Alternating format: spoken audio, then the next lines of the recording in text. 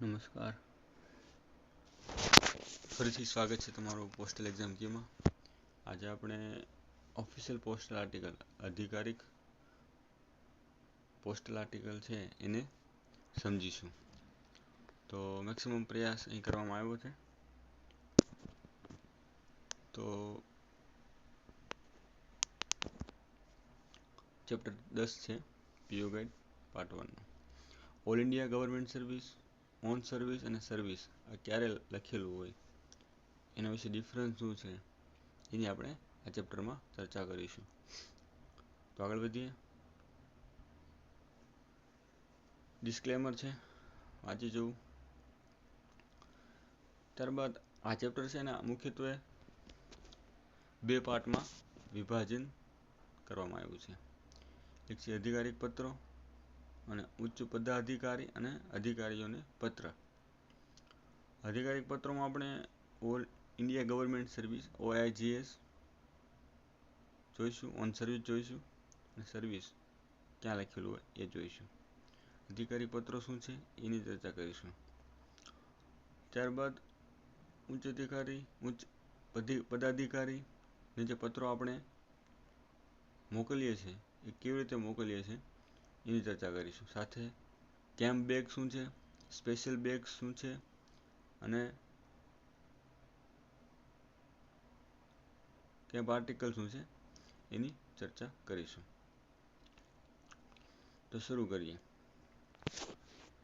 પહેલું છે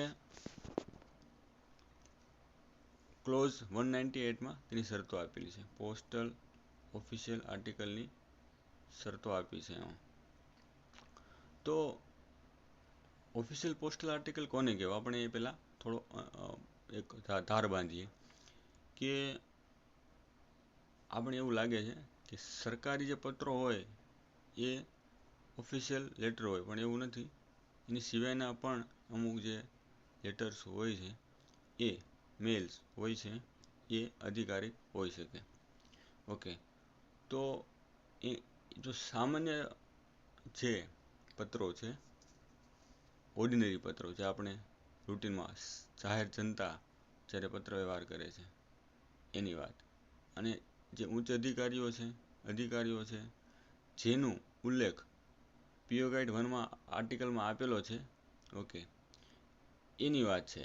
ઓકે, તો પહેલાં આપણે સામાન્ય તફાવત સમજવાનો પ્રયત્ન કરીએ. તો ઓર્ડિનરી જે ટપાલ હોય છે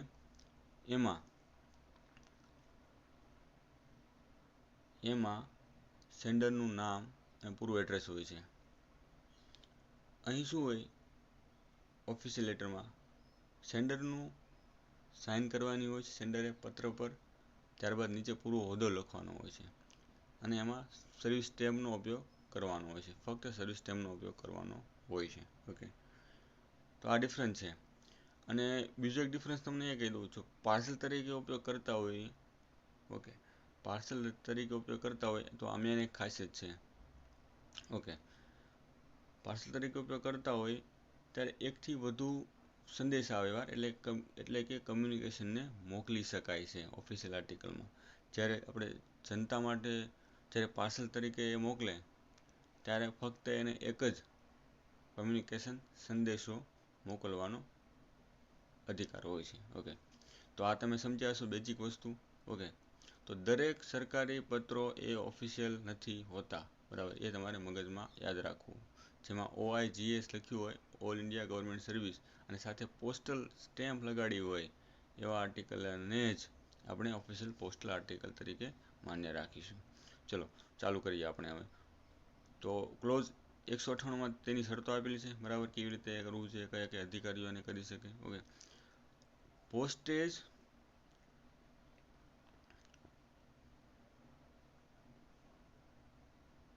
પોસ્ટેજના દરો, ટ્રાન્સમિશનની શરતો પોસ્ટ દ્વારા અગાઉ સૂચવવામાં આવી છે તે, અને બિન સત્તાવાર નોન ઓફિશિયલ પોસ્ટલ આર્ટિકલ્સના વિવિધ વર્ગો જે નિયમો હેઠળ રજિસ્ટર, ઇન્શ્યોર્ડ અને વેલ્યુ પેએબલમાં આવે છે તેવા સમાન નિયમો હેઠળ પોસ્ટલ ઓફિશિયલ આર્ટિકલ અથવા ઓફિશિયલ પોસ્ટલ આર્ટિકલને પણ લાગુ પડે છે. મતલબ કોઈ ખાસ છૂટ મળવા પાત્ર નથી.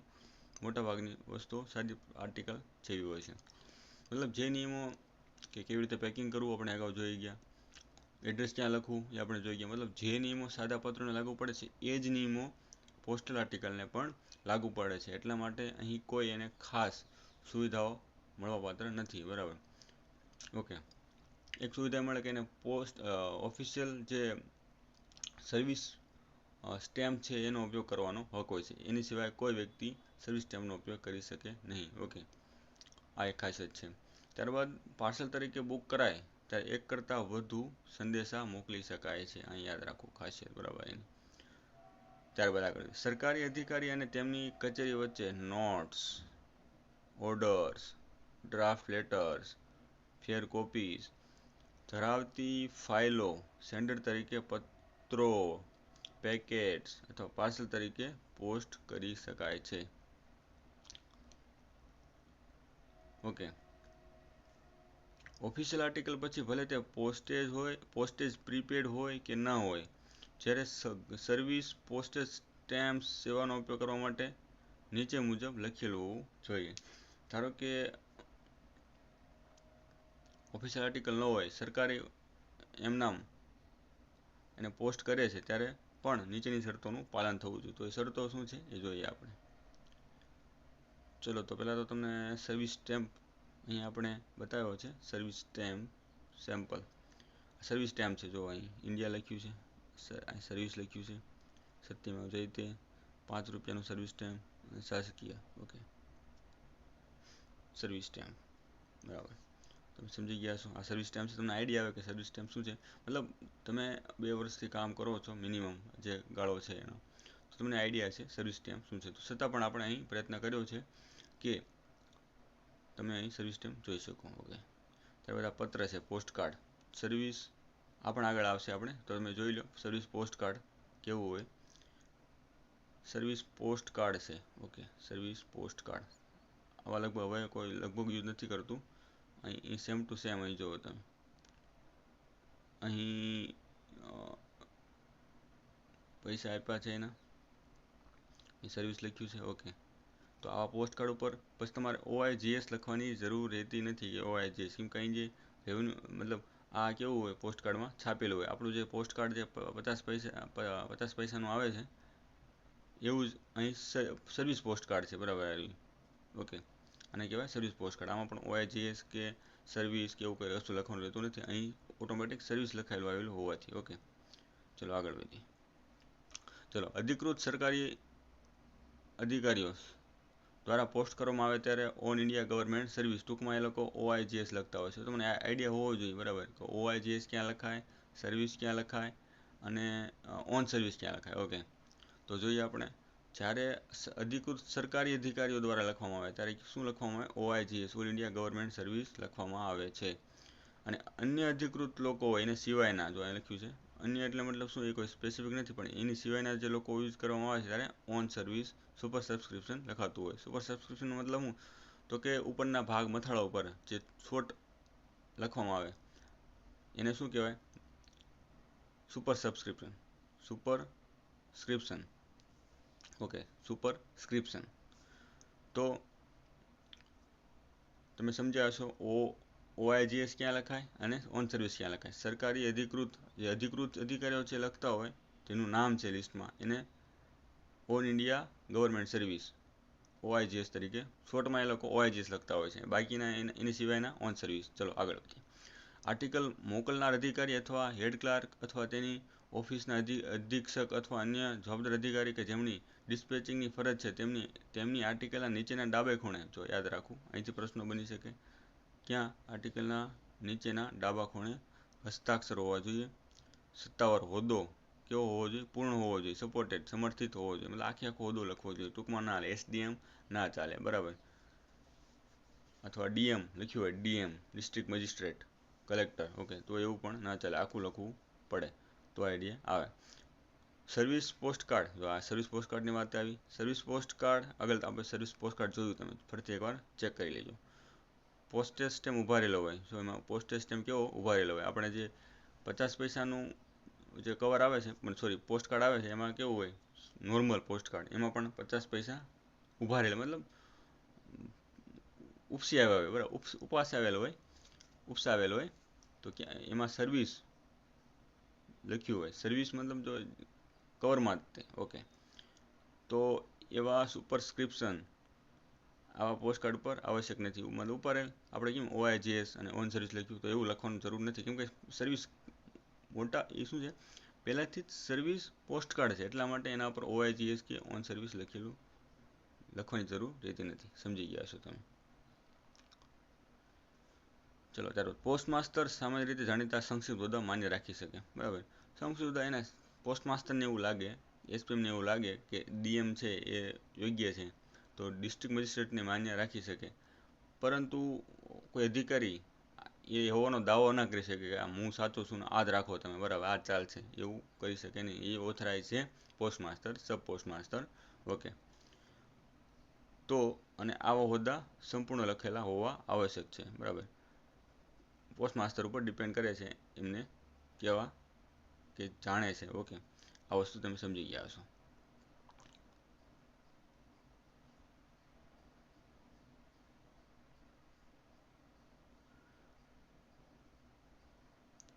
ચલો ત્યારબાદ આવે છે પોસ્ટ માસ્ટર સ્ટેમ્પ્સના માધ્યમથી કરવામાં આવેલી સહીઓની પ્રતિકૃતિ છાપને માન્ય રાખે છે, પરંતુ જ્યારે ગ્રાફિક અથવા અન્ય રીતે બનાવવામાં આવે ત્યારે માન્ય રાખી શકાતા નથી. અહીં સમજો તમે, ધારો કે સ્ટેમ્પ બનાવેલી રબર સ્ટેમ્પ, સહીનો રબર સ્ટેમ્પ, બરાબર, અને દર ઉપર છાપી દે તો પોસ્ટ માસ્ટર માન્ય રાખી શકે, બરાબર. પરંતુ જ્યારે ગ્રાફિક એટલે કેવું કે છાપી લે, એકદમ સાઇન ઉપર છાપી લે, પોસ્ટ કવર આવે ને, એન્વેલપ આવે, એન્વેલપમાં ઉપર છપાવી લે સાઇન અને પૂરો હોદ્દો, સાઇન છપાઈને આવે, બરાબર, ગ્રાફિક કરીને એમ, અથવા એની રીતે પણ છાપી દે, ઓકે, પ્રિન્ટેડ ઝેરોક્સ કરાવી લે એમાં, તો એ પણ માન્ય નથી, ઓકે. માન્ય રાખી શકાતી નથી. માન્ય કેવી છે, એક તો પ્રોપર એક પોતે રૂબરૂ સાઇન કરે, મતલબ, અથવા તો રબર સ્ટેમ્પ બનાવી પ્રતિકૃતિ છાપ સહીઓની સહી માન્ય રાખી શકે, બરાબર. આ વાક્ય તમે સમજી ગયા છો. ગ્રાફિક કરેલું ના હોવું જોઈએ, ઓકે, છાપેલું ન હોવું જોઈએ. આવા સ્ટેમ્પનો ઉપયોગ કરતા જાહેર અધિકારીઓએ તેમને યોગ્ય કસ્ટડી અને ઉપયોગ માટે વ્યવસ્થા કરવી જોઈએ. જ્યાં કોઈ સ્ટેમ્પના દુરુપયોગની શંકાને કોઈ કારણ હોય અથવા દુરુપયોગ સામે યોગ્ય સાવચેતી રાખેલી ન હોય તો પોસ્ટમાસ્ટરો સ્ટેમ્પની છાપને માન્ય રાખવાનો ઇનકાર કરી શકે, જ્યાં નિયમોનું કડક પાલન કરાવી શકે, ઓકે. એવું લાગે કે અહીં આનો દુરુપયોગ થઈ શકે છે સહીથી, ઓકે, તો પોસ્ટ માસ્ટર એને ના કહી શકે, ઓકે. ચલો પ્રકાશન કાર્યાલય દ્વારા મોટી સંખ્યામાં પોસ્ટ કરાયેલા ખુલ્લા કવરમાં સત્તાવાર ગેજેટના કિસ્સા સિવાય સહીઓના બદલે મુદ્રિત નામો માન્ય રહેશે નહીં, ઓકે. હવે ધારો કે તમે નામ ચેન્જ કરાવો, તમારું કોઈ નામ ચેન્જ કરાવો તો ગેજેટ આવે, હવે ગેજેટ એમાં તમારું નામ હોય, મતલબ અલગ જેટલા હોય બધાના નામ છાપીને મોટું એક બુક અને ગેજેટ આવે આખું, બરાબર. એમાં તમારું નામ ચેન્જ થયું હોય તો એ બધું બતાવતું હોય. તો એ લોટ્સ ઓફ સંખ્યામાં હોય, ઘણી સંખ્યામાં હોય, બરાબર. તો એમાં દરેકમાં છાપો મારવી એ વ્યાજબી લાગે નહીં, બરાબર. એટલા માટે અહીં ઉલ્લેખ કરવામાં આવ્યો છે કે મોટી સંખ્યામાં આવા ગેજેટ હોય તો એમાં સહીની જગ્યાએ શું હોય, મુદ્રિત નામો, સહીની જરૂર રહેતી નથી, મુદ્રિત નામો હોય, ઓકે. યાદ રાખવું તમારે. કયા કિસ્સામાં સહીને બદલે મુદ્રિત નામ એટલે પ્રિન્ટેડ નેમ હોય તો માન્ય રાખી શકાય, ઓકે. તો શું આવે, મોટી સંખ્યામાં ખુલ્લા કવરમાં એ ગેજેટ જોજો તમે, ખુલ્લું આવશે, અંદર પેકિંગ કરેલું નહીં આવે, જોજો તમે, જોયું હોય તો તમને આઈડિયા હોય તો, ઓકે. તમારે ડિસ્પેચમાં આવતું હોય, મતલબ તમે કામ કરો છો 2 વર્ષથી તો એમાં ઘણીવાર આવતું હોય, okay, gadget post through, okay. તો એમાં મુદ્રિત નામો માન્ય છે. સેવા સ્ટેમ્પ, સર્વિસ સ્ટેમ્પ પર ચોંટાડેલ હોય અથવા તેના પર છાપેલ હોય, ઇમ્પ્રેસ હોય અથવા ઉભારેલ હોય અથવા ફ્રેન્ક હોય, પણ પોસ્ટપેડ એનું પ્રીપેડ પ્રોપર કરેલું હોય, બરાબર.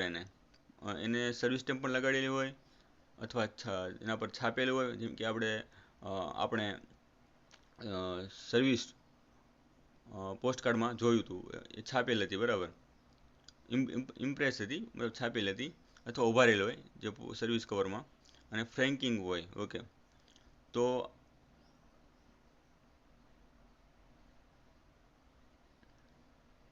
માન્ય રહેશે, પરંતુ એની સાથોસાથ માત્ર સર્વિસ સ્ટેમ્પ લગાડવાથી એ ઓફિશિયલ લેટર બનતો નથી, યાદ રાખવું, બરાબર. સર્વિસ સ્ટેમ્પની સાથોસાથ એ નીચેની 3 વસ્તુઓ પણ ધરાવતું હોવું જોઈએ, તો જ સર્વિસ કવર બને. બાકી એ ઓર્ડિનરી, મતલબ જે સામાન્ય પબ્લિક જનતા યુઝ કરે એવું ગણવામાં આવશે. તો કે શું હોય? સુપર સબસ્ક્રિપ્શન, OIGS લખેલું હોવું જોઈએ. ઓકે, OIGS, અથવા શું હોય? ઓન સર્વિસ લખેલું હોવું જોઈએ. Okay, on service. આ 2 વસ્તુ સુપરસ્ક્રિપ્શન હોવું જોઈએ. પહેલી વસ્તુ. પ્રેષકના હસ્તાક્ષર હોવા જોઈએ. ઓકે, પ્રેષકના હસ્તાક્ષર હોવા જોઈએ. હસ્તાક્ષર ન હોય તો ગેજેટના કિસ્સામાં એનું નામ હોવું જોઈએ. ઓકે, અને સત્તાવાર હોદ્દો, મતલબ કયા અધિકારથી એ મોકલે છે. ઓકે, ડિસ્ટ્રિક્ટ મેજિસ્ટ્રેટ, મામલતદાર, ઓકે, TDO, ઓકે, આ બધા હોદ્દા, એમાં પૂરા હોદ્દા લખેલા હોવા જોઈએ, પૂરેપૂરા હોદ્દા લખેલા હોય છે. સત્તાવાર હોદ્દો એટલે ઓફિશિયલ, અધૂરો નહીં. ઓકે, આગળ વધીએ. ત્યારબાદ આવે છે અનપેડ અને ઇન્સફિશિયન્ટલી પેડ આર્ટિકલ, અથવા ચૂકવણી પૂરેપૂરી ના કરી હોય એટલે કે અનપેડ, અને અપૂરતી કરી હોય એટલે કે ઇન્સફિશિયન્ટલી પેડ. ત્યારે તેવા પોસ્ટકાર્ડ, લેટર અથવા પેકેટ પર શું એનો દંડ હોય, બરાબર, શું લેવો એનું ઘટતું હોય તો પોસ્ટ ઓફિસ કઈ વસ્તુ એ પાસેથી લઈ શકે. ઓફિશિયલ લેટરની વાત છે. ચલો, અનપેડ હોય તો શું હોય? સામાન્ય જે પત્ર જનતા કરે તો એમાં શું હોય? એમાં ડબલ વેરિફિકેશન લેવામાં આવે છે, પૂરેપૂરું હોય નહીં તો. ઓકે, તો અહીં શું વાત છે? ઓફિશિયલ લેટરમાં શું અને એને લાભ મળે? ઓકે, ઓફિશિયલ લેટર હોય, OIGS લખ્યું હોય તો એને આટલો ફાયદો થાય, બરાબર. આ ડિફરન્સ છે. ડિફરન્સ તમે યાદ રાખતા હશો ને, નોર્મલ જે આર્ટિકલ છે એમાં અને અહીં. ઓકે, તો તમને આઈડિયા આવશે. તો કે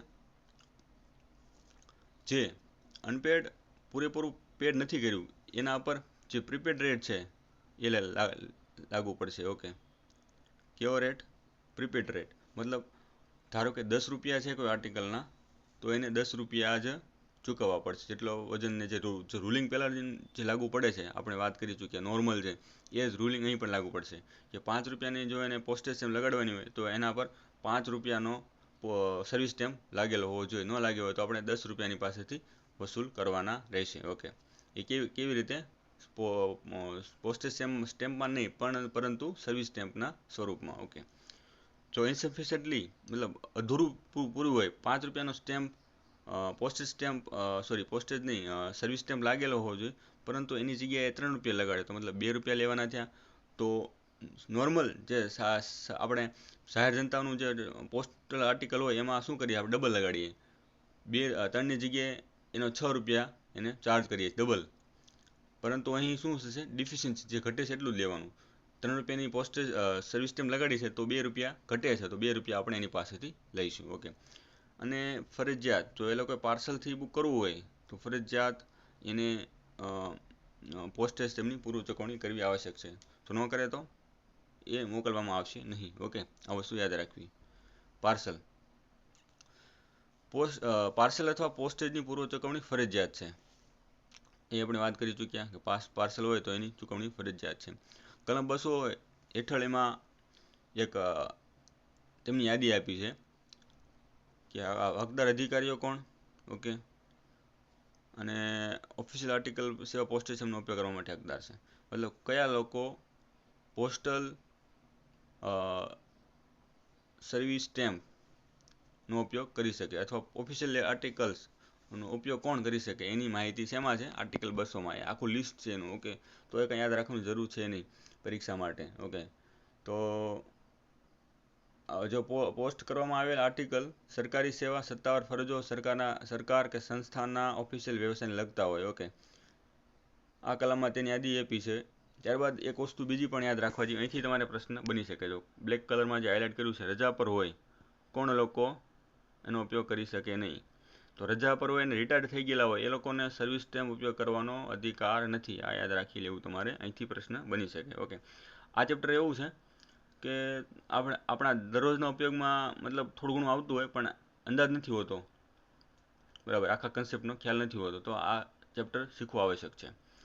ત્યારબાદ જો એક વસ્તુ બીજી પણ યાદ રાખવાની, આ અપવાદ જેવું લાગે, મતલબ અલગ પ્રકારનું, કે કોણ લોકો ઉપયોગ કરી શકતા નથી, તો કે લોકલ ફંડ ઓફિશિયલ, સ્થાનિક ભંડોળના જે અધિકારીઓ હોય, ઓકે, એ હવે સ્થાનિક ભંડોળ શું છે તમે ચેક કરજો, પણ તમે અત્યારે તો યાદ રાખી લો કે લોકલ ફંડના જે અધિકારીઓ છે, ઓકે, એ સર્વિસ કે ઓફિશિયલ પોસ્ટલ આર્ટિકલનો ઉપયોગ કરી શકતા નથી, પોસ્ટેજ સર્વિસ સ્ટેમ્પનો ઉપયોગ કરી શકતા નથી. ઓકે, સ્થાનિક ભંડોળના અધિકારી દ્વારા અથવા સરકારના અધિકારી કે જેમ કે પ્રમુખ, સ્થાનિક ફંડ કમિટીના સચિવ, સ્થાનિક સત્તામંડળ સાથે સંકળાયેલ ક્ષમતામાં કાર્ય કરે, મતલબ કોઈ સરકારી અધિકારી પણ જો એમાં લોકલ ફંડમાં ડેપ્યુટ કરવામાં આવેલા હોય તો એ પણ એનો ઉપયોગ કરી શકતા નથી. ઓકે, આ એક ખાસિયત છે, મતલબ શું કયા રીઝન છે એ તમે ચેક કરજો. આગળ આપણે પરીક્ષાના ઉદ્દેશ્યથી અહીં જે લોકલ ફંડ ઓફિશિયલ છે આવું પૂછે તો કોણ ઉપયોગ કરી શકતું નથી, તો આ લોકોનું યાદ રાખવું, બરાબર ને. ત્યારે તેમના દ્વારા મોકલવામાં આવેલ પત્રવ્યવહારનો ઓફિશિયલ પત્રવ્યવહાર તરીકે માન્ય રાખવામાં આવતો નથી. આ નિયમોના આધારે ઓન ઇન્ડિયા ગવર્મેન્ટ સર્વિસ તરીકે સુપરસ્ક્રાઇબ કરી શકાય નહીં, પરંતુ ઓફિસર ઓફ ધ ગવર્મેન્ટ સ્થાનિક ભંડોળ સાથે પત્રવ્યવહાર કરે તો ઓફિશિયલ ગણાય છે. ધારો કે કોઈ બીજો અધિકારી, ઉપલો અધિકારી, ડિસ્ટ્રિક્ટ મેજિસ્ટ્રેટ અહીં ફ્રોડ થયો હોય અને એ લોકો ટપાલ મોકલે તો એને કેવું ગણવામાં આવશે? ઓફિશિયલ ગણવામાં આવશે. પરંતુ જો સ્થાનિક લોકલ ફંડવાળા જ્યારે કલેક્ટરને લખે ત્યારે એ ઓફિશિયલ ગણવામાં આવશે નહીં. આ એક તમારે સમજવા જેવી વસ્તુ છે. હવે જો સર્વિસ સ્ટેમ્પની જગ્યાએ ઓર્ડિનરી જે આપણી પોસ્ટેજ સ્ટેમ્પ છે ડિપાર્ટમેન્ટલની એ ઉપયોગ કરવામાં આવે તો શું થાય? બરાબર, આ પણ એક પ્રશ્ન બને છે ને એ પ્રશ્ન પૂછી શકાય. તો પોસ્ટ માસ્ટરને અધિકાર રહેશે કે એને માન્ય રાખવું કે ન રાખવું, મતલબ આગળ ઉપયોગ કરો કે નહીં કરો, બરાબર. પરંતુ જો આવી વારંવાર જો ભૂલ થતી હોય તો એ પોસ્ટ માસ્ટર એને ના કહી શકે, એને વર્તુળના વડાને ધ્યાનમાં દોરશે કે આ લોકો જાણી જોઈને દર વખતે સર્વિસ સ્ટેમ્પની જગ્યાએ પોસ્ટલ સ્ટેમ્પનો ઉપયોગ કરે છે. ઓકે, તમે સમજી ગયા હશો. ત્યારબાદ આગળ વધીએ. Letter etcetera from government officer to private person in vice versa. હવે જ્યારે પત્રો છે, અધિકારિક પત્રો, જ્યારે અધિકારીથી કોઈ સામાન્ય જનતાને મોકલે અથવા કોઈ પ્રાઇવેટ વ્યક્તિને મોકલે, કોઈ સંસ્થાને મોકલે ત્યારની વાત, અને કોઈ જાહેર જનતા જ્યારે સરકારી અધિકારીને પત્ર લખે ત્યારની અહીં આપણે વાત કરીશું. ઓકે, વાઇસ વર્સા એટલે એવું, વાઇસ વર્સા એટલે ઉલટફેર, મતલબ ડીએમ કોઈ સંસ્થાને લખે અથવા કોઈ સંસ્થા કોઈ ડીએમને લખે, કોઈ પ્રાઇવેટ સંસ્થા હોય તો પણ. ઓકે, સામાન્ય રીતે સરકારના અધિકારીઓ દ્વારા તેમની સત્તાવાર ક્ષમતામાં પોસ્ટ કરાયેલ પત્રો, પોસ્ટકાર્ડ અને પેકેટ ખાનગી વ્યક્તિઓ અથવા સંગઠનોને સંબોધિત હોય. જોયું તમે, પત્રો હોય, પોસ્ટકાર્ડ હોય અને પેકેટ કોઈ ખાનગી વ્યક્તિઓનો હોય, ભલે, બરાબર, કોઈ સંગઠનને હોય, ભલે તેઓ ખાનગી બાબતો સાથે સંબંધિત હોય, મતલબ પોતાનો પર્સનલ હોય, છતાં પણ જ્યારે હોદ્દા પરથી જે પત્ર મોકલતા હોય અને ઓએચએસ લખ્યું હોય ત્યારે એને કેવા માનવામાં આવશે? ઓફિશિયલ માનવામાં આવશે. ઓકે, અને એ કે હંમેશા કેવા હોવો જોઈએ? પ્રીપેડ હોવો જોઈએ, પ્રીપેડ, અધૂરા ન હોવો જોઈએ, બરાબર. ઓફિશિયલ આર્ટિકલ તરીકે મોકલવામાં આવશે. ઓકે, થોડા અપવાદ છે આગળ આવશે. ઓકે, આ તમે સમજ્યા શું કહેવા માંગુ છું? કે જ્યારે પોતાના પર્સનલ હોય પોસ્ટકાર્ડ કે પેકેટ કે પત્રો, પ્રીપેડ હોય ત્યારે એને ઓફિશિયલ કેપેસિટીમાં મોકલવામાં આવતા હોય ત્યારે એને ઓફિશિયલ પોસ્ટલ આર્ટિકલ તરીકે માન્ય રાખવામાં આવશે અને મોકલવામાં આવશે. અપવાદ. ચલો, એક સર્વિસ અનપેડ. હવે આપણે એક વસ્તુ જોઈ, OIGS ક્યાં લાગે? ઓકે, ત્યારબાદ ઓન સર્વિસ ક્યાં લાગે, અને એક જોયું સર્વિસ ક્યાં લાગે, સર્વિસ. ઓકે, અને હવે ચોથું આવશે સર્વિસ અનપેડ. ઓકે, આ સુપરસ્ક્રિપ્શન હોય. ઓકે, સુપરસ્ક્રિપ્શન તમને બતાવું કેવી રીતે હોય. જો અહીં છે કેમ્પ આર્ટિકલ, ધારો કે આર્ટિકલ છે, આ પોસ્ટ કાર્ડ છે, પરંતુ આપણે એને અહીં લખી દઈએ OIGS. આ શું થયું? સુપરસ્ક્રિપ્શન. ઓકે, તમે સમજી ગયા છો. ચલો ફરીથી પાછા બેક જઈએ. Service unpaid. ચલો, સર્વિસ અનપેડ એટલે શું? આગળ જોઈએ. હવે લો કોર્ટની પ્રેક્ટિસના સંબંધમાં પ્રમાણિત નકલો, સર્ટિફાઈડ કોપીઝ, જ્યારે કેસ કોઈ હાલતો હોય વ્યવસાયિક રીતે, બરાબર, વળતર માટે અરજી કરવામાં આવી હોય ત્યારે મોકલી શકાય. તમે પહેલાં સમજી લો. બરાબર, સરકાર પાસેથી ખરીદેલ પુસ્તકો આ એક આ વસ્તુ માટે અને પ્રકાશનો ધરાવતા પેકેટની રવાનગી વખતે. ઓકે, આવા દસ્તાવેજો પુસ્તકો પ્રકાશનો ન્યાયિક અથવા અન્ય સરકારી કચેરીઓ દ્વારા પોસ્ટ કરી શકાય જો સુપર સબસ્ક્રાઇબ સર્વિસ અનપેડ કર્યું હોય અને સુપર સબસ્ક્રાઇબ કરેલ ચાર્જ ડિલિવરી વખતે જે દરે પોસ્ટેજ પ્રીપેડ હોત એ લેવામાં આવશે. પ્રેષકનો સત્તાવાર હોદ્દો લખવો જોઈએ અને પૂર્ણ હસ્તાક્ષર માર્જિન પર કરવા જોઈએ. ચલો, આમાં તમે શું સમજ્યા? આવે સર્વિસ અનપેડ. ધારો કે કોઈ આ સર્ટિફાઈડ કોપીઝ હોય, કોર્ટ મોકલતી હોય ત્યારે એમાં સર્વિસ અનપેડ લખ્યું હોય. સર્વિસ અનપેડ લખ્યું હોય તો જેટલો જે ઓફિશિયલ લેટરનો ચાર્જ હોય એ ચાર્જ કોની પાસેથી જે વ્યક્તિ મેળવે છે, જેને આપણે એડ્રેસીને મોકલ્યું છે, એડ્રેસીને બરાબર, એની પાસેથી લેવાનો હોય. તો એમાં કોઈ પોસ્ટેજ સ્ટેમ્પ લગાડી ન હોય, બરાબર, એમાં પોસ્ટેજ સ્ટેમ્પ વગરનું હોય. ખાલી એમાં શું લખ્યું હોય એ બતાવો ફરતી તમને. અહીં લખ્યું હોય સર્વિસ અનપેડ. સર્વિસ અનપેડ ઉપર સુપર સ્ક્રિપ્ટ કર્યું હોય, સુપર સબસ્ક્રિપ્ટને લખ્યું હોય, બરાબર. Service unpaid. અનપેડનો મતલબ એવો થયો કે ટિકિટ અહીં લગાડી નથી, બરાબર, આ ટિકિટ લગાડી નથી અને પૈસા જે પોસ્ટેજ જે છે એ કંઈથી અહીંથી લેવાનો છે. સોરી, અહીંથી નહીં, અહીંથી લેવાનો છે, જેને મોકલ્યું છે એની પાસેથી. ઓકે, તમે સમજ્યા છો સર્વિસ અનપેડ એટલે શું? ચલો આગળ વધીએ હવે. તો એમાં શું હોવું જોઈએ? પ્રેષકનો સત્તાવાર હોદ્દો, મતલબ કોણ એને મોકલે છે એનો હોદ્દો હોવો જોઈએ, લખનારનો. ઓકે, અને સંપૂર્ણ હસ્તાક્ષર માર્જિન પર કરવા જોઈએ. જે પ્રમાણે નિયમો લાગુ પડશે એ પ્રમાણે નિયમો લાગુ પડશે. ફક્ત આમાં શું હોય કે OIGS નહીં, પરંતુ સર્વિસ અનપેડ લખ્યું હોય અને પૈસા કોની પાસેથી લેવાના હોય? એડ્રેસ, જેના ઉપર જેને એડ્રેસ કરવામાં આવે છે એની પાસેથી પૈસા લેવાનો. ધારો કે DM મને કોઈ બુક મોકલે છે, બરાબર, કોઈ પાક્ષિક મોકલે છે. ધારો કે ગુજરાત સરકારનું ગુજરાત પાક્ષિક આવે છે મને, અને મને મોકલ્યું એ લોકો, બરાબર, પોસ્ટેજ સ્ટેમ્પ લગાડ્યો નથી એમાં, અને એમાં લખ્યું હોય સર્વિસ અનપેડ ઉપર, અને મારું ઉપર નીચે નામ લખ્યું હોય, એડ્રેસ લખ્યું હોય, બરાબર, અને નીચે એનો હોદ્દો અને સાઇન લખ્યું હોય, સાઇન કર્યું હોય, તો એ સર્વિસ અનપેડ પૈસા કોની પાસેથી? મારી પાસેથી લેવામાં આવશે, પોસ્ટેજનો ચાર્જ. આ તમે સમજી ગયા છો સરળ રીતે. આગળ વધીએ. ખાનગી વ્યક્તિઓ દ્વારા અધિકારીઓને મોકલવામાં આવેલા પત્રો. ચલો, હવે ઉલટું પણ થઈ શકે. જ્યારે હું, ધારો કે મને એવું લાગે, બરાબર, કે હું DMને પત્ર લખું અને એ પણ કેવું ચાર્જ વગર, તો સર્વિસ અનપેડ હું કરી શકું ત્યાં, બરાબર. લેટર કાર્ડ જો આવેલા પત્રો, ફરીથી એકવાર જોઈએ, પત્રો, લેટર કાર્ડ, પોસ્ટ કાર્ડ અને પેકેટમાં સંદેશા વ્યવહાર મોકલી શકાય સર્વિસ અનપેડમાં, બરાબર. આ યાદ રાખવું, લેટર કાર્ડ, પોસ્ટ કાર્ડ અને પેકેટમાં સંદેશા વ્યવહાર મોકલી શકાય. જો અને સર્વિસ અનપેડ જો કરેલું હોય, સુપરસ્ક્રાઇબ કરેલું હોય સર્વિસ અનપેડ, જો અધિકારી દ્વારા તેને નકારવામાં ન આવે અને એડ્રેસ દ્વારા ખોલ્યા વિના પરત કરવામાં ન આવે તો તેની સાથે ડિલિવરી ચાર્જ લેવામાં આવશે અને પ્રીપેડ પોસ્ટેજ વસૂલવાનો હોય, બમણો દર નહીં. આમાં પણ પહેલાં જેવું જ તે, બરાબર. જે ચાર્જ નોર્મલી જે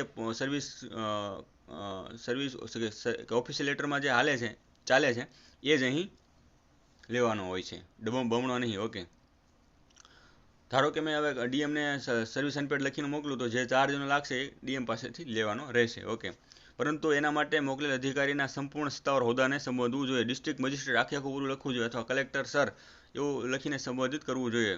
ઓકે, માત્ર DM નહીં ચાલે. ઓકે, માત્ર TDO નહીં ચાલે, પણ તહેસીલ ડેવલપમેન્ટ ઓફિસર અથવા તાલુકા વિકાસ અધિકારીએ પૂરેપૂરું હોદ્દો લખવો જોઈએ અને પ્રેષકની સંપૂર્ણ સહી કરેલી હોવી જોઈએ. પ્રેષક એટલે ધારો કે હું મોકલું છું તો મારી સાઇન પણ એમાં હોવી જોઈએ. ઓકે, આ લેટર અહીં સ્ટેમ્પ નહીં હોય, બરાબર, સ્ટેમ્પ નહીં હોય. અહીં શું હશે? સર્વિસ અનપેડ લખ્યું છે ઉપર, સુપરસ્ક્રિપ્શન અને ત્યારબાદ અહીં ડિસ્ટ્રિક્ટ મેજિસ્ટ્રેટ લખ્યું છે અને મારી અહીં સાઇન અને નામ લખેલું, મારું એડ્રેસ લખેલું હશે.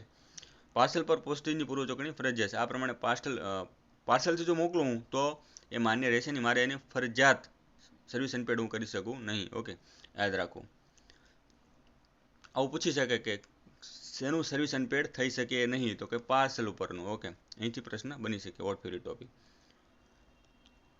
પોસ્ટેજ ડ્યુ આર્ટિકલ, મતલબ પોસ્ટેજ દેય બાકી લેખો. મતલબ જે પોસ્ટેજ દર છે ચૂકવવાનો બાકી હોય તો એક તો અડધો બાકી હોય અને આખો બાકી હોય, બે રીતે હોઈ શકે. કોઈ ચૂકવે જ નહીં પૂરેપૂરું, બરાબર. 10 રૂપિયા હોય તો 10 રૂપિયા ચૂકવે નહીં, પણ અમુક વાર અડધું ચૂકવે, થોડું ચૂકવે. 10નું હોય અને 5 ચૂકવે, બરાબર. તો એને કેવા આર્ટિકલ કહેવાય? Postage due article. Service unpaid or on India government service or on service ના સુપરસ્ક્રિપ્શન હેઠળ વિતરિત પોસ્ટલ લેખો પર બાકી ડ્યુ તરીકે ચિહ્નિત થયેલ પોસ્ટેજની રકમ લેવાની શરૂઆત પોસ્ટમાસ્ટર દ્વારા અથવા અન્ય અધિકારી દ્વારા થઈ શકે છે. તો એને અધિકૃત કોણ કરે છે? સર્કલ હેડ કરે છે. ચીફ પીએમજી એને અધિકૃત કરે છે. અને જ્યારે પણ રકમમાં કોઈ ફેરફાર જરૂરી લાગે કે દેખાય નહીં, સપોઝ કે 11ની જગ્યાએ તમને 16 દેખાય કે 10ની જગ્યાએ 16 દેખાય, તો એમાં શું હોવું જોઈએ? શબ્દોમાં પણ લખવી જોઈએ. અને પોસ્ટ માસ્ટર અથવા ઉપરોક્ત અન્ય અધિકારી સંપૂર્ણ સહી દ્વારા એને પ્રમાણિત કરશે. એને ડ્યુનો સિક્કો મારશે. ડ્યુનો સિક્કો હોય દરેક ઓફિસમાં. ઓકે, ડ્યુનો સિક્કો મારશે, પછી પોતાનો હોદ્દો લખશે પોસ્ટ માસ્ટર, એની ઉપર સાઇન કરશે. અને ત્યારબાદ નીચે શબ્દોમાં આંકડામાં લખશે કે 10 રૂપિયા લેવાના બાકી. ઓકે, તો એ 10 રૂપિયા એની પાસેથી લેવા પડશે, જે તે એડ્રેસી પાસેથી.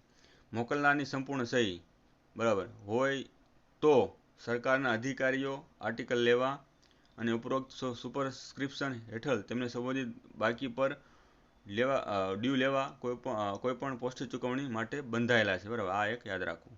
ઓકે, આવા આર્ટિકલ પર પોસ્ટેજ બાકી હોય તો ચૂકવણીમાં સર્વિસ સ્ટેમ્પ સ્વીકારવામાં આવશે નહીં. અહીં થોડી ભૂલ થતી એવું લાગે છે. સર્વિસ સ્ટેમ્પ સ્વીકારવામાં આવશે નહીં.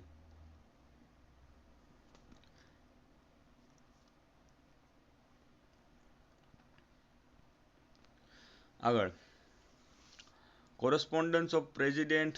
ચલો, આપણે હવે ઓફિશિયલ લેટરનું જે મતલબ મોકલી શકાય સત્તાવાર, એની આગળ હવે આપણે જે ઉચ્ચ અધિકારીઓ અને પદાધિકારીઓ જે છે એની આપણે આર્ટિકલ મોકલીએ છીએ એની ચર્ચા કરીશું. કેમ્પ આર્ટિકલ, સ્પેશિયલ બેગ અને કેમ્પ બેગ્સ કેવી રીતે કામ કરે છે એની પણ વાત કરીશું. ચલો, તો પહેલાં તો પદાધિકારીઓ એટલે શું કે જે ચૂંટાયેલા છે એને પદાધિકારીઓ કહેવાય. બરાબર, રાષ્ટ્રપતિ છે, પ્રાઇમ મિનિસ્ટર છે, ઓકે, મંત્રીઓ છે, બધા શું છે? પદાધિકારીઓ, ઉચ્ચ પદાધિકારીઓ. અને અધિકારી એટલે સરકારની દ્વારા નિમણૂક પામેલા અધિકારીઓ, સચિવ છે, કલેક્ટર છે, તાલુકા વિકાસ અધિકારી છે. બરાબર, આ બધા અધિકારીઓ છે.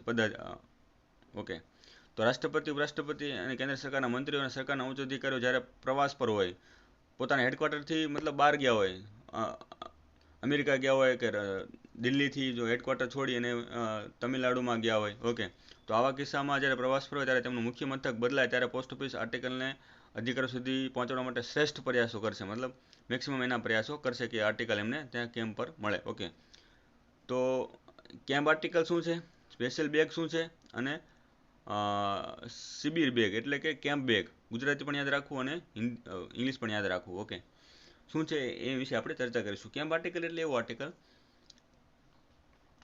કે ચલો પહેલાં તો એની શરતો જોઈએ, પછી તમને આઈડિયા આવશે કેમ્પ આર્ટિકલ કોને કહેવાય, સ્પેશિયલ બેગ કોને કહેવાય. ઓકે, તો કે ફૂલી પ્રીપેડ હોવું જોઈએ, વેધર ઓફિશિયલ હોય પ્રાઇવેટ, સરકારી હોય કે પ્રાઇવેટ, કેવું હોવું જોઈએ? પ્રીપેડ હોવું જોઈએ, તો જ એને લાભ મળશે. Uninsured inland camp article, inland insured હોવું ન, ઇન્શ્યોર્ડ હોય તો એમાં એ ચાલશે નહીં. Inland registered and unregistered are letters, post cards, newspapers અને બુક અને પેટર્ન પેકેટ. એટલે રજિસ્ટર્ડ આર્ટિકલ હોય તો ચાલશે, બાકી નહીં ચાલે. બરાબર, અને પોસ્ટ ટાઉનને બદલે કેમ્પ ઉલ્લેખિત હોવું જોઈએ. આ મેન વસ્તુ છે. બરાબર, ધારો કે પોસ્ટ ટાઉન એટલે ધારો કે મુખ્યમંત્રી ગાંધીનગરમાં છે તો એ ક્યાં પોસ્ટ ટાઉન કહેવાય કે chief minister of Gujarat Gandhinagar Swarna Sankul 1, okay, 5મા માળ, જે એડ્રેસ આવતું હોય એ, તો એ પોસ્ટ ટાઉન થયું. પણ એની જગ્યાએ જો ડાયરેક્ટ એમ લખે કે ચીફ મિનિસ્ટર ઓફ ગુજરાત અને કેમ્પ એટલું લખે ખાલી, તો જે આર્ટિકલ છે એને કેવું ગણવામાં આવશે? કેમ્પ આર્ટિકલ તરીકે ગણવામાં આવશે. કેમ્પ આર્ટિકલ તમે સમજી ગયા? બરાબર, કેમ્પ લખ્યો હોય એવા આર્ટિકલને કેમ્પ આર્ટિકલ કહેવાય. ઓકે, પરંતુ 2 લખ્યું હોય તો એ ક્યાં જશે? હેડક્વાર્ટરમાં જશે. તો એવા આર્ટિકલને કેમ્પ આર્ટિકલ તરીકે ગણવામાં આવશે નહીં. અમુક જગ્યાએ ગાંધીનગર પણ લખ્યું હોય અને કેમ્પ પણ લખ્યું હોય, તો ખાલી કેમ્પ લખ્યું હોય તો જ એ કેમ્પ આર્ટિકલ તરીકે ગણવામાં આવશે અને વિતરિત કરવામાં આવશે કોઈ પણ જગ્યાએ. પણ જો ગાંધીનગર અને 2 લખ્યું હોય, બંને લખ્યું હોય, તો ફક્ત ગાંધીનગરમાં દેવામાં આવશે. ઓકે, તો આ તમે સમજી ગયા કેમ્પ આર્ટિકલ કોને કહેવાય. ત્યારબાદ આપણે આગળ વધીએ. હવે જો આ કેમ્પ આર્ટિકલ છે, આ છે એનું stamps, postage. Okay, service stamp હોઈ શકે. જો આવું લખ્યું હોય કે પ્રાઇમ મિનિસ્ટર ઓફ ઇન્ડિયા અથવા નરેન્દ્ર મોદી અને કેમ્પ લખ્યું હોય તો આવા આર્ટિકલને કેવો ગણવામાં આવશે? કેમ્પ આર્ટિકલ ગણવામાં આવશે. તમે સમજી ગયા છો. નીચે શું હોય? સહી હોય. સહી હોય. ઓકે, સોરી, એડ્રેસ હોય, એનું નામ હોય. Okay, from XYZ. પરંતુ જો ન્યૂ દિલ્હી લખ્યું હોય તો એ માન્ય રહેશે નહીં, અથવા કેમ્પ આર્ટિકલમાં મોકલી શકાશે નહીં. ઓકે, અને ખાલી ન્યૂ દિલ્હી લખ્યું હોય તો પણ એ હેડક્વાર્ટરમાં મળશે. જ્યારે પાછા તમિલનાડુથી કે અમેરિકાથી ફરીને આવશે પછી જ એ લેટર એમને મળવા પાત્ર છે. ઓકે, તો આ કેમ્પ આર્ટિકલ તમે જોયો. ઓકે, અહીંયા એડ્રેસ છે, આ એમનું હોદ્દો આખો છે, પ્રાઇમ મિનિસ્ટર ઓફ ઇન્ડિયા. ખાલી PMO લખીએ એવું ન ચાલે. ઓકે, પ્રાઇમ મિનિસ્ટર લખેલું હોવું જોઈએ. ઓકે, તો કેમ્પ આર્ટિકલ તમે સમજી ગયા. હવે જ્યારે કેમ્પ આર્ટિકલને તમે જ્યારે કેમ્પ લખ્યું ત્યારે એની સ્પેશિયલ બેગ બનશે. બરાબર, સ્પેશિયલ બેગ એટલે ફક્ત એ જ આર્ટિકલ અંદર રહેશે, બાકી કોઈ આર્ટિકલ રહેશે નહીં. કેમ્પ આર્ટિકલ એને કહેવાય. ઓકે, કેમ્પ આર્ટિકલ એને કહેવાય. ત્યારબાદ એ જે આર્ટિકલ અંદર નાખ્યું છે એને સ્પેશિયલ બેગ કહેવાય. કેવી બેગ કહેવાય? Special bag. યાદ રાખજો તમે, જે આર્ટિકલ અંદર નાખ્યું છે એને ઓફિશિયલને ડિલિવર કરવાનું છે એને સ્પેશિયલ બેગ કહેવાય. ઓકે, બે વસ્તુ સમજ્યા આપણે, કેમ્પ આર્ટિકલ અને સ્પેશિયલ બેગ. ઓકે, તો સ્પેશિયલ બેગ કોઈ પણ હોઈ શકે. ધારો કે આ છે આપણી બેગ, અને એમાં આપણે કેમ્પ આર્ટિકલને આ આર્ટિકલ છે અંદર નાખ્યું, પત્ર અંદર નાખ્યું, તો આ બેગ કેવી થઈ ગઈ? સ્પેશિયલ બેગ થઈ ગઈ. ઓકે, સીલ કરી દીધો અને સ્પેશિયલ બેગ આ બની ગઈ. ઓકે, ત્યારબાદ દરેક અધિકારી જ્યાં સુધી તેના હેડક્વાર્ટરમાંથી બહાર હોય ત્યાં સુધી તેમને ખાસ સ્પેશિયલ બેગમાં મોકલવાનો હોય છે. બરાબર, એને કેવી કહેવાય? સ્પેશિયલ બેગ કહેવાય. જે કેમ્પ આર્ટિકલ અંદર નાખ્યું છે એવી બેગને સ્પેશિયલ બેગ કહેવાય. અન્યથા તેઓ હેડક્વાર્ટર ખાતે પોસ્ટ ઓફિસ દ્વારા મોકલવામાં આવશે. હવે ધારો કે પાછા આવી ગયા અને આર્ટિકલ પહોંચ્યા પહેલાં, તો આ આર્ટિકલને ઓલરેડી ક્યાં આપવામાં આવશે? હેડક્વાર્ટરમાં આપવામાં આવશે. પોસ્ટ ટાઉનના ઉદ્દેશ્ય લેખો સાથે પહોંચાડવામાં આવશે. ઓકે, રજિસ્ટર્ડ લેખો જો કોઈ હોય બેગમાં તો રજિસ્ટર લિસ્ટની યાદી, બરાબર, જેટલા સપોઝ કે 5 આર્ટિકલ છે તો 5નું એક લિસ્ટ કાઢવાનું, જે આપણે પોસ્ટમેન કે જીડીએસની જે સ્લીપ બનાવીએ છીએ એવી રીતે એકનું આર્ટિકલ આખું લિસ્ટ બનાવવાનું રજિસ્ટરનું, કે એક આર્ટિકલ નંબર આ, બરાબર, એડ્રેસ અને એની, બરાબર, સાઇનનું ખાનું, બરાબર, એ પ્રમાણે બીજું આર્ટિકલ એની સાઇનનું ખાનું, નામ, બરાબર, એ પ્રમાણે આખું લિસ્ટ બને. જેટલા રજિસ્ટર આર્ટિકલ હોય તો રજિસ્ટરની વાત છે. ઓકે, રજિસ્ટર આર્ટિકલ દરેકનું એક સ્પેશિયલ બેગમાં લિસ્ટ પણ મૂકવામાં આવશે અને એ લેબલને એની સાથે બાંધી દેવામાં આવશે. બરાબર, જે લિસ્ટ છે એને. ઓકે, આપણે ડિલિવરી સ્લીપ કાઢીએ ને, ડિલિવરી સ્લીપ તમે જોઈએ છે પોસ્ટ ઓફિસની, એવી રીતે જ આનું સ્લીપ પણ તમારે રજિસ્ટરનું કાઢવાનું અલગથી એમ સ્પેશિયલ બેગમાં. તો એની સાથે પછી ફોલ્ડિંગ કરીને અંદર બેગમાં નાખી દેવાનું હોય છે. બરાબર, સચોટ બંધ બેસતા હોય છે, મતલબ એક્ઝેક્ટ હોવા જોઈએ કે 5 આર્ટિકલ તો 5નું નામ, એનો આર્ટિકલ નંબર, બરાબર, ડિટેલ પૂરી જે ડિલિવરી સ્લીપમાં જે આવે છે એક્ઝેક્ટ એવી રીતે આમાં હોવું જોઈએ, વધઘટ હોવી જોઈએ નહીં. ઓકે, ત્યારબાદ જ્યારે ડિલિવર થાય છે ત્યારે એ સ્લીપમાં શું કરશે? સ્લીપને અલગ કાઢશે અને એમાં એની સાઇન લેવામાં આવશે ઓફિશિયલની. ઓકે, તો બરાબર, આ તમે સમજ્યા. ત્યારબાદ જે સ્પેશિયલ આર્ટિકલ, જો સ્પેશિયલ બેગ કે સ્પેશિયલ આર્ટિકલનું એક ખાસિયત શું? બરાબર, તો કે પોસ્ટલ રજાના દિવસે અને રવિવારે પણ એને તમામ ડિલિવરી કરવામાં આવે છે ખાસ બેગની, બરાબર, સ્પેશિયલ બેગની, સ્પેશિયલ આર્ટિકલની. આ એક ખાસિયત હશે. બરાબર, નોર્મલ આર્ટિકલ હોય તો રવિવાર આવે તો હેડક્વાર્ટર ખાતે આવી ગયા તો એની એ પડ્યું રહે, બરાબર, પણ તો સ્પેશિયલ બેગમાં તમે મોકલેલું હોય તો એની રવિવારે પણ ડિલિવરી કરવામાં આવે છે. હવે સ્પેશિયલ બેગ ક્યારે બને? બરાબર, સમજી ગયા આપણે, અગાઉ પણ આપણે વાત કરી ચૂક્યા છીએ. અધિકારી જે આર્ટિકલને કેમ્પ તરીકે સંબોધવામાં આવેલ છે અધિકારીને, માત્ર તે જ આર્ટિકલને અધિકારી માટે વિશેષ બેગમાં સમાવી શકાય. બરાબર, આપણે વાત થઈ ચૂકી છે. બરાબર, ત્યારબાદ પોસ્ટ ઓફિસ સ્પેશિયલ બેગ માટે કેવા આર્ટિકલ વચ્ચે ભેદભાવ ન કરી શકે? મતલબ ધારો કે એવું લાગે કે આ સ્પષ્ટતા છે, સત્તાવાર અને ખાનગી લોકો આર્ટિકલ મોકલે, બરાબર, તો પણ એ સ્પેશિયલ બેગમાં રાખી શકે. મેન શું છે? એમાં કેમ્પ લખેલું હોવું જોઈએ. ઓકે, તો એના વિશે ભેદ રાખી શકે નહીં. નામ દ્વારા નામ લખ્યું હોય ખાલી, ઓકે, અને હોદ્દો દ્વારા સંબોધિત કરવામાં આવેલ લેખો. ઓકે, તો એમાં પણ આપણે નરેન્દ્ર મોદી જોયું એવા આર્ટિકલને પણ ભેદભાવ કરી શકાશે નહીં. ઓકે, મોકલવું જોઈએ કેમ્પ આર્ટિકલ તરીકે. પોસ્ટ ટાઉનને સંબોધવામાં આવેલ આર્ટિકલ ફક્ત પોસ્ટ ટાઉને જ મોકલી શકાય એ તો નોર્મલ વસ્તુ છે. કેમ્પ લખ્યું નથી તો એ કેમ્પ આર્ટિકલ કહેવાશે નહીં, સ્પેશિયલ બેગમાં મોકલી શકાશે નહીં. ઓકે, જ્યારે રસ્તામાં આર્ટિકલ છે અને કેમ્પ અથવા પોસ્ટ ટાઉનને સંબોધવામાં આવેલ હોય, કોઈ આર્ટિકલ રિડાયરેક્ટ કરી શકાતું નથી. ઓકે, જ્યારે કેમ્પ તરીકે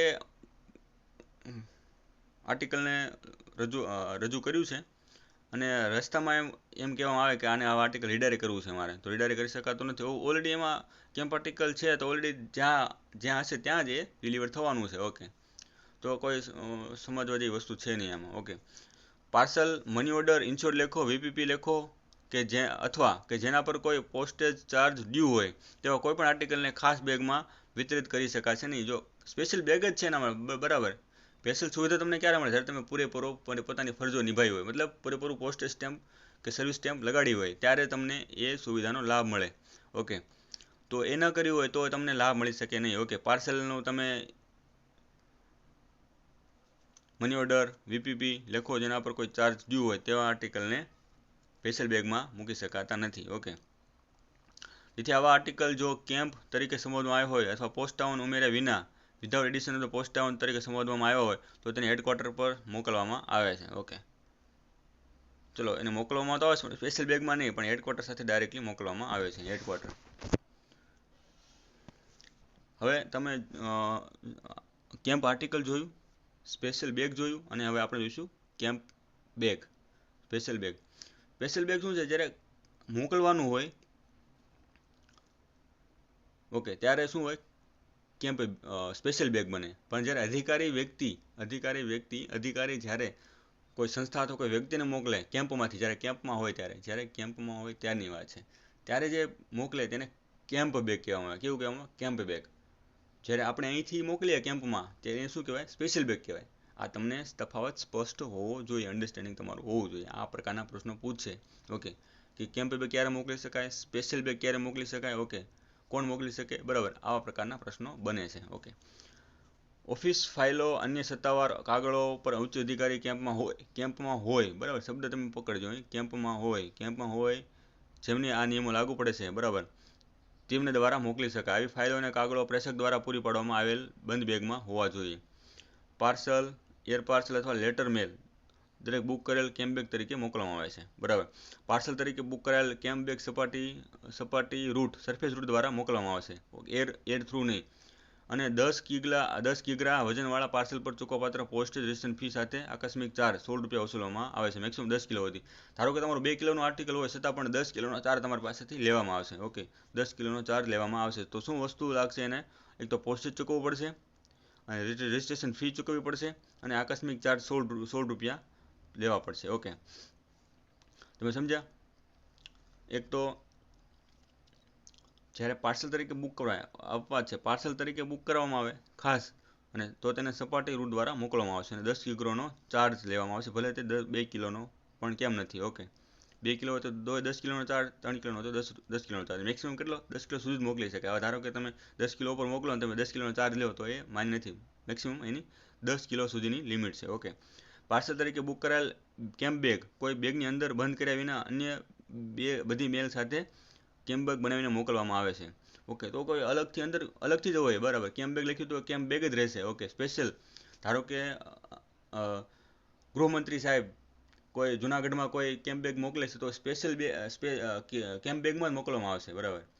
અને એ અલગથી હશે, કોઈ બેગમાં અંદર નહીં હોય, બરાબર. અંદર હોય તો શું થાય કે ખબર ના પડે કે આ કેમ્પ બેગ છે કે કેવું છે, તો એને ટાઈમ બાઉન્ડ ડિલિવરી ના થઈ શકે. તો એટલા માટે શું હોય, એને અલગ જ કેમ્પ બેગમાં મોકલવામાં આવે છે, કોઈ બેગની અંદર બીજી બેગમાં બાંધીને નહીં. ધારો કે ઇન્શ્યોર આર્ટિકલ હોય, તમને ખબર હોય, આઈડિયા અંદાજ હોય, તમે થોડું કામ કર્યું હોય તો તમને કહી દઉં કે ઇન્શ્યોર આર્ટિકલ હોય એ અંદર બેગમાં મોકલવામાં આવે છે. ઓકે, ઇન્શ્યોર્ડ એને પ્રોટેક્શન પૂરું પાડવા માટે. પણ અહીં સ્પેશિયલ ડિલિવરી માટે એને કેમ્પ બેગમાં અલગથી મોકલવામાં આવે છે. એર પાર્સલ તરીકે બુક કરાયેલ કેમ્પ બેગ એર પાર્સલના વજન અને નોંધણી ફીના આધારે એર પાર્સલ, તો કે વજન કેટલું છે અને નોંધણી ફી કેટલી છે એના આધારે પાર્સલ દરે પોસ્ટ કરવામાં આવશે, અને ₹6 માત્ર આ વિભાગ દ્વારા કરવામાં વિશેષ વ્યવસ્થા માટે આકસ્મિક શુલ્ક તરીકે લેવામાં આવશે. ₹6, શબ્દ યાદ રાખો, ₹6. જો સપાટી મારફત મોકલવામાં આવે તો ચાર્જ કેટલો? ₹16, અને જો એર થ્રુ મોકલવામાં આવે તો ₹6. કેમ બેક લેટર મેલ તરીકે બુક કરવામાં આવે તો રજિસ્ટ્રેશન ફી સિવાયના કોઈ પણ વધારાના પોસ્ટેજ ચાર્જ લેવામાં આવશે નહીં. રજિસ્ટ્રેશન ફી લેવામાં આવશે. કેવા મેલ તરીકે? લેટર મેલ તરીકે. શબ્દ યાદ રાખજો. પાર્સલમાં બે વસ્તુ જોઈએ આપણે, ઓકે, એર અને સરફેસ. ત્યારબાદ લેટર મેલ તરીકે બુક કરવામાં આવ્યું હોય તો ખાલી રજિસ્ટ્રેશન ફી એની લેવામાં આવશે. ઓકે, પાર્સલ અથવા એર પાર્સલ તરીકે બુક કરાયેલ કેમ બેગ પરના આકસ્મિક શુલ્ક સહિત તમામ શુલ્ક સર્વિસ ટેમ્પમાં પ્રીપેડ હોવા જોઈએ. બધી વસ્તુ મતલબ સર્વિસ ટેમ્પમાં હોવી જોઈએ. કેમ બેગ રવિવાર અને પીઓ રજા સહિત તમામ દિવસોમાં બુક કરવામાં આવશે અને ડિલિવર કરવામાં આવશે. જો આ એની ખાસિયત છે. કેમ બેગ શા માટે કરવામાં આવે છે? એટલા માટે. ઓકે, બાકીના જે સપોઝ કે અંદર નાખી દીધું હોત કોઈ બેગની અંદર તો એ ડિલિવરી થઈ શકે જ નહીં, કે એને ઓર્ડનરી બેગ તરીકે લેવામાં આવે. પરંતુ જ્યારે એ અલગથી કેમ બેગ તરીકે હોય, ઉપર કેમ બેગ લખ્યું હોય, તો ત્યારે એની રવિવારે પણ ડિલિવરી કરવામાં આવે છે. યાદ રાખવું એટલા માટે જરૂરી છે. કેમ બેગમાં બે લેબલ હોવા જોઈએ, બરાબર. એક સરનામા લેબલમાં શું હોય? ધારો કે કેમ બેગ બાદ દીધી, એક જ આર્ટિકલ છે અંદર, તો એમાં શું હોય કે સરનામા લેબલનું નામ અને સંપૂર્ણ સરનામું ધરાવતું લેબલ, બે લેબલ હોય. એક તો એડ્રેસ ટેગ કહેવાય એને, bearing the name and full address of the addressee, address label, અને એક બીજું છે ટેગ લેબલ. એમાં post town of destination and date stamp of PO of posting એ લગાડવાનું હોય છે, કે જ્યાં મોકલવાનું છે. ધારો કે જુનાગઢ મોકલવું છે તો એમાં એનું ટાઉન, જુનાગઢ ટાઉન, અને ડેટ સ્ટેમ્પ જ્યાંથી મોકલે છે એનો હોવો જોઈએ. ઓકે, પોસ્ટેજ સ્ટેમ્પ જમણી બાજુએ ટેગ લાઇનના ઉપરના ખૂણે ચોંટાડવી જોઈએ. ઓકે, તો ધારો કે આ લેબલ છે, તો આ જમણી બાજુ અને ડાબી બાજુ ક્યાં? જમણી બાજુએ ટેગ લેબલના ઉપરના ખૂણે અહીં તમારે ચોંટાડવી જોઈએ. નોર્મલ જે આપણે લગાડી છે એ પ્રમાણે તે આર્ટિકલમાં, બરાબર. ઓકે, ચલો અહીં સાથે આપણે પૂરું કરીએ, અને સાથે ફટાફટ હવે 5 ક્વેશ્ચન છે જે પીવાયક્યુ પૂછાયેલા પ્રશ્નો છે એનું પણ આપણે રિવિઝન ફટાફટ કરી લઈએ. આ સાથે આ ઓફિશિયલ પોસ્ટલ આર્ટિકલનું અહીં પૂરું કરીએ છીએ. એક અધિકૃત પાર્સલ જેમાં એક કરતાં વધુ સંદેશાવ્યવહાર લિખિત છે ત્યાં આંતરદેશીય ટ્રાન્સમિશન માટે શું પગલાં લઈ શકાય? બરાબર. આ કીધું કે ઓફિશિયલ આર્ટિકલની વાત કરવામાં આવતી હોય ત્યારે એ ટ્રાન્સમિશન માટે માન્ય છે. પરંતુ જ્યારે કોઈ OIGS લખેલું ન હોય અને સર્વિસ ન હોય, ઓફિશિયલ લેટર ન હોય, ત્યારે એ માન્ય નથી. ઓકે, એમાં એક જ ફક્ત કરી શકાય, આમાં એક કરતાં વધુ ટ્રાન્સમિશન કરી શકાય છે. ઓકે, અધિકૃત પોસ્ટલ લેખો પછી ભલે તે પોસ્ટેજ પ્રીપેડ હોય કે ન હોય, જ્યારે સેવા પોસ્ટેજનો ઉપયોગ કરવા માટે અધિકૃત સરકારી અધિકારીઓ દ્વારા પોસ્ટ કરવામાં આવે છે ત્યારે સુપરસ્ક્રિપ્શન શું હોવું જોઈએ? મતલબ શું હોવું જોઈએ? બરાબર. તો કે જે અધિકારીઓ દ્વારા ઉપયોગ પૂછ્યું, અધિકૃત સરકારી અધિકારીઓ દ્વારા કરવામાં આવે ત્યારે શું હોય? OIGS હોય, ઓન સર્વિસ નહીં. એની સિવાયના જે લોકો છે એના માટે ઓન સર્વિસ આવે. ઓકે, બાકીના on India government service, on Indian government service નહીં આવે, બરાબર. આ શબ્દ યાદ રાખજો. ઇન્ડિયન અને ઇન્ડિયા છે, બરાબર. ઇન્ડિયા ઓન પોસ્ટલ સર્વિસ પણ નહીં આવે. ઓકે, ઓન સર્વિસ અને OIGS બે વસ્તુ આવશે, અને અધિકારીઓ માટે OIGS અને બાકીના માટે ઓન સર્વિસ. ત્યારબાદનો પ્રશ્ન છે, લેખના નીચેના ડાબા ખૂણામાં દાખલ કરવામાં માટે સુપર સબસ્ક્રિપ્શન દ્વારા સમર્થિત હોવું જોઈએ. શું હોવું જોઈએ? મતલબ સર્વિસ સ્ટેમ્પને આપણે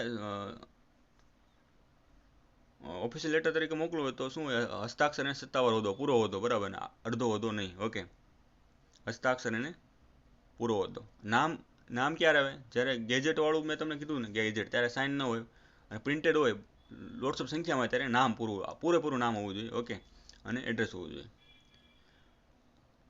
ત્યારબાદ જોઈએ સેવા પોસ્ટકાર્ડ પર, એટલે સર્વિસ પોસ્ટકાર્ડ પર અંકિત કરાયેલ પોસ્ટેજ સ્ટેમ્પમાં શું લખેલું હોય? સર્વિસ લખેલું હોય ને યાર, સર્વિસ લખેલું હોય. ઓકે, પોસ્ટેજ સ્ટેમ્પ હોય, પોસ્ટેજ સ્ટેમ્પમાં આમાં ઓલરેડી સર્વિસ લખેલું આવે તો એમાં કંઈ ઓન સર્વિસ લખવાની જરૂર રહેતી નથી. ઓકે, નિયમ 98 મુજબ ઉલ્લેખિત સુપરસ્ક્રિપ્શન પોસ્ટકાર્ડમાં આવશ્યક નથી. તો આમાં તો બધા આવે, બરાબર, કોઈ લખવાની જરૂર રહેતી નથી. તો ઓલ ઇન્ડિયા ગવર્મેન્ટ સર્વિસ પણ લખવાની જરૂર નથી, આવશ્યક નથી. ઓકે, ઓન પોસ્ટલ સર્વિસ પણ લખવાની આવશ્યક નથી. આ તો છે જ નહીં, ઓન ગવર્મેન્ટ સર્વિસ. ઓકે,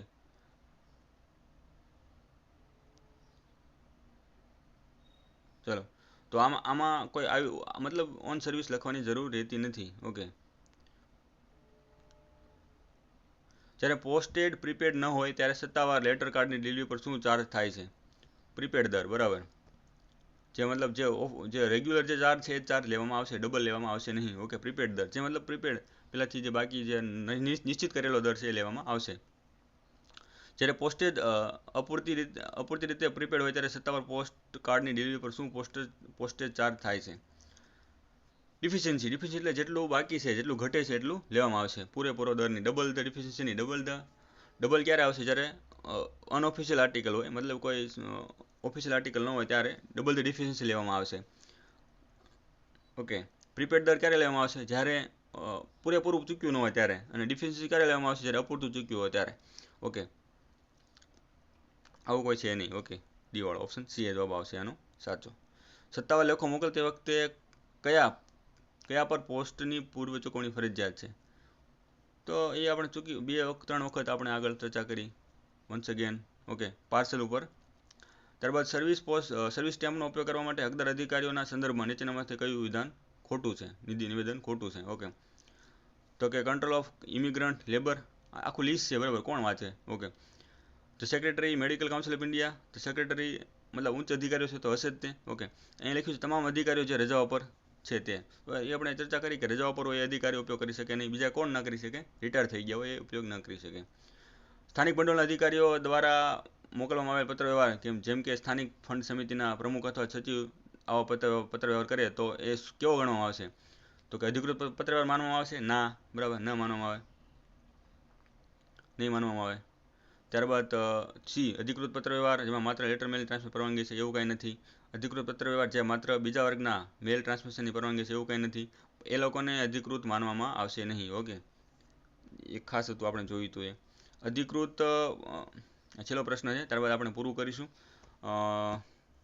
અધિકૃત પોસ્ટલ લેખ પર સર્વિસ સ્ટેમ્પને બદલે સામાન્ય ટપાલ ટિકિટનો ઉપયોગ કરવામાં આવે તો લેખને પોસ્ટ દ્વારા સત્તાવાર પર ટપાલ લેખ તરીકે ઓળખવામાં આવશે. પરંતુ અનિયમિતતા જો વારંવાર અનિયમિતતા રહેતી હોય તો પોસ્ટ ઓફિસના ઇન્ચાર્જ ઓફિસર દ્વારા લાવવામાં આવશે, ધ્યાને લેવામાં આવશે. જેના પર આ લેખ આ રીતે પોસ્ટ કરવામાં આવ્યો હોય તો સંબંધિત અધિકારીને જાણ કરશે.